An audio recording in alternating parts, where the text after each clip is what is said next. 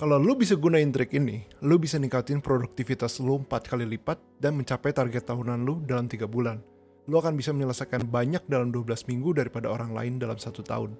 Kali ini kita akan membahas buku 12 Week Year atau 12 minggu tahun oleh Brian Moran dan Michael Lannington.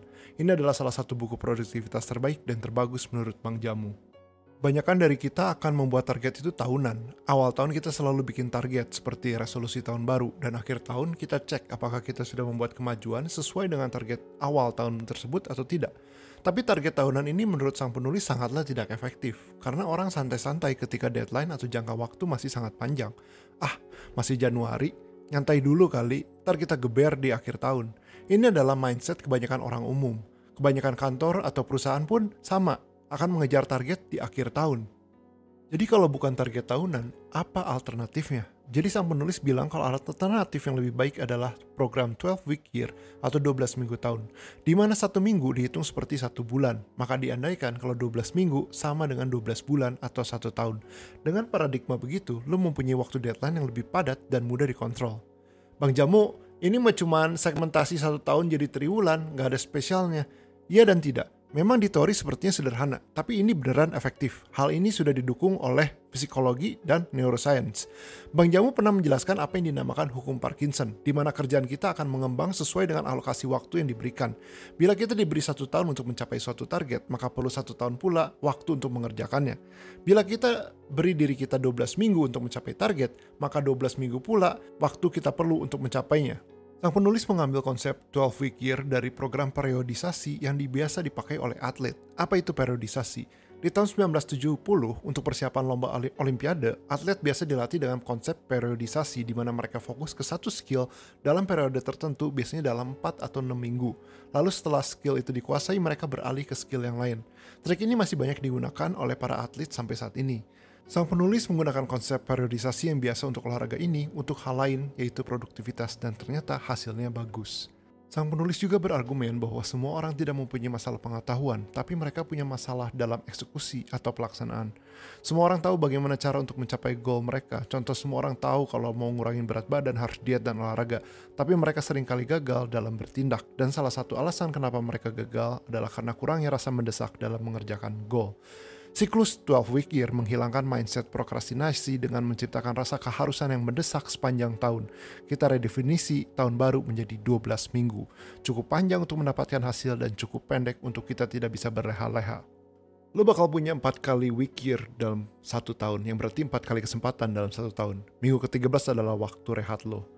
Lo kalau gagal dalam 12 week year lo masih punya 3 kesempatan lagi untuk mencapai goal lo. Di target tahunan, biasa kalau lo udah gagal tengah tahun, mungkin lo bakal nyerah dan gak mau berusaha sampai tahun depan ketika bikin target baru lagi. Tapi dengan 12 week year, di mana 1 tahun lo mempunyai 4 kali 12 week year, maka lo bisa dengan cepat reset ulang dan mulai bangkit kembali. Dengan mindset seperti ini, maka lo mau gak mau harus menghasilkan hasil setiap minggu, dan setiap minggu menjadi penting.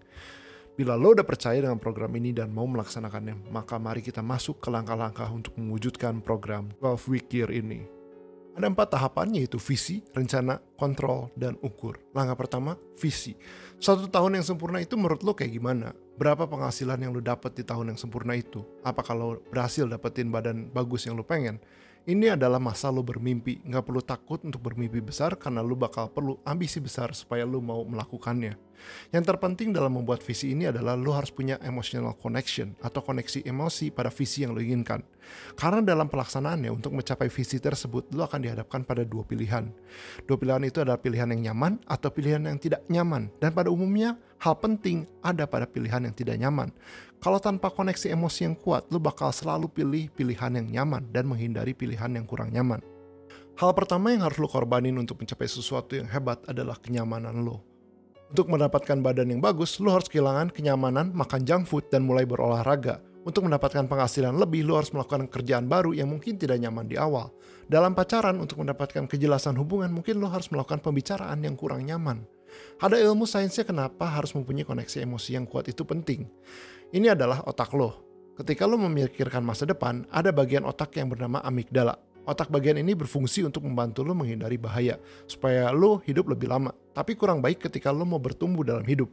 Karena ketika lo mau melakukan hal baru, amigdala akan berteriak bahaya dan membuat lo menghindarinya. Tapi ada penyeimbangnya, untuk amigdala ini, yaitu prefrontal cortex, otak bagian depan lo. Prefrontal cortex ini berfungsi untuk perencanaan dan mengambil keputusan. Ketika amigdala lo lebih kuat daripada prefrontal cortex lo bakal selalu takut dan tidak mau untuk bergerak maju. Tapi dengan sering-sering memikirkan visi lo dan dengan koneksi emosi yang kuat, maka lo bisa nguatin prefrontal cortex lo, otak bagian depan lo.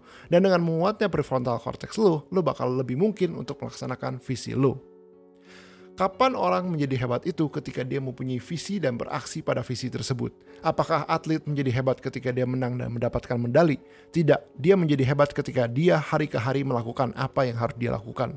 Lo harus punya visi yang kuat akan masa depan di mana lo pengen banget dan mau melakukan apapun untuk mendapatkannya. Langkah kedua, rencanakan tindakan lo. Lo udah punya visinya. Untuk mencapai visi tersebut, hal apa aja yang harus dilakukan untuk mencapainya? Lo menjadi kaya. Berapa jumlah kaya itu? 1 miliar, 100 juta, 10 juta. Lo mau badan bagus. Badan bagus itu kayak gimana? Yang detail visinya, karena lo harus mikirin how-nya. Gimana cara untuk mendapatkan hal tersebut. Ketahui hasil apa yang harus dicapai tiap minggu dan tugas apa yang harus dikerjakan untuk mencapai hasil tersebut. Ini adalah contoh rencana mingguan yang ditulis. Kalau lu mau badan bagus, mungkin tugasnya 100 push up tiap hari selama seminggu. Kalau lu mau meningkatkan penjualan, mungkin tugasnya hubungi 3 orang tiap hari. Kalau lu tulis secara jelas gimana lu mencapai goal tersebut dengan tugas atau eksekusi yang bakal lu lakuin. Langkah ketiga, kontrol. Setiap awal minggu lu cek, lu berhasil nggak ngerjain tugas yang lu tulis. Berapa persen yang berhasil dikerjakan. Lalu tulis lagi goal dan tugas minggu berikutnya. Kalau goal dan tugas lu terlalu susah, mungkin perlu direview dan diganti. Bila tidak ada masalah, maka lanjutkan.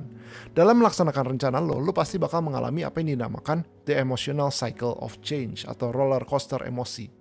Ada 5 tahapan, yaitu uninformed optimism, optimis yang tanpa dasar, informed pessimism, pesimis yang berdasar, valley of despair, jurang putus asa, informed optimism, optimis yang berdasar, sukses dan kepuasan, dan sukses. Tahap awal melaksanakan rencana tersebut adalah hal yang paling seru karena lu berada di uninformed optimism atau optimis yang tanpa dasar. Lu pengen punya six pack abs, lu pengen punya penghasilan 100 juta per bulan, pengen ini, pengen itu. Terus tugas yang lu buat mencapai itu lu tulis dengan gampang, gak dipikir. Contohnya 1000 push up, 1000 pull up, 10 km lari setiap hari. Buat penghasilan 100 juta lu bakal jual 100 rumah.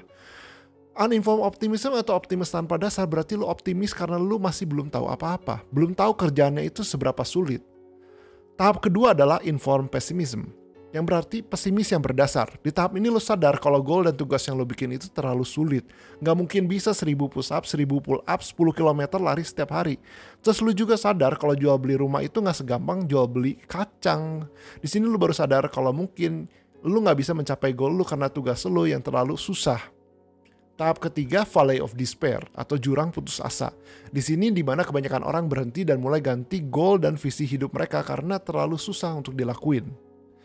Informed optimism. Tapi kalau lu bisa terus ngelewatin valley of despair, lu bakal masuk ke tahap yang dinamakan optimis yang berdasar.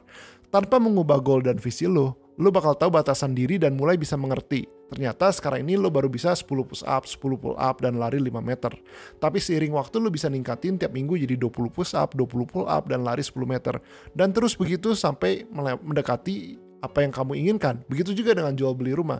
Mungkin pada awal lu gak tahu apa-apa, tapi seiring waktu lu bakal mulai ngerti alur dan caranya. Sesi hukumnya gimana, perizinannya gimana, lu bakal lebih ngerti. Dan ini adalah fase informed optimism. Lalu fase kelima adalah fase sukses dan kepuasan. Di sini lu mendapatkan six pack dan penghasilan 100 juta per bulan. Hanya ketika lu melewati 4 fase tersebut, baru bisa mencapai titik ini. Langkah keempat, cek progres lu. Ada 2 cara untuk mengukur kemajuan atau progres. Satu untuk hasil akhir dan satu lagi untuk tindakan lu. Contoh lu pengen ngurangin berat badan, lu bakal coba dengan diet dan olahraga jalan 30 menit setiap hari. Pengukuran untuk hasil akhir adalah jumlah berat badan yang lu turunin dalam 1 minggu. Jadi apakah kamu berkurang berat badan atau tidak? Tapi pengukuran untuk tindakan itu berbeda. Yang diukur adalah jumlah tugas yang lu kerjakan untuk mendapatkan hasil tersebut. Dalam hal ini, lo jalan setiap hari selama 30 menit dan makan di bawah 2000 kalori setiap hari. Dalam 1 minggu tersebut, ngelakuin gak semua itu? Bila iya, maka lo mendapat nilai 100. Ini adalah pengukuran untuk eksekusi. Sang penulis menyarankan untuk fokus ke eksekusi daripada hasil. Karena orang yang fokus pada pengukuran eksekusi lebih mungkin berhasil daripada mereka yang fokus pada pengukuran hasil akhir. Dalam contoh tadi, bila lu fokus pada hasil akhir dan lu mengurangi berat badan, tapi setelah 1 minggu nggak kelihatan hasilnya, maka mungkin lu bakal kecewa dan nggak mau lanjutin lagi. Tapi kalau lu fokus ke eksekusi, maka lu tahu bahwa hasil akhir akan datang karena lu melakukan hal yang harus dilakukan. Percaya pada proses. Sang penulis bilang kalau lu bisa menyelesaikan 85% dari tugas harian lu tiap minggu, maka hasil pasti ada. Tapi bagaimana bila hasil masih nggak ada juga setelah beberapa minggu dengan eksekusi penuh?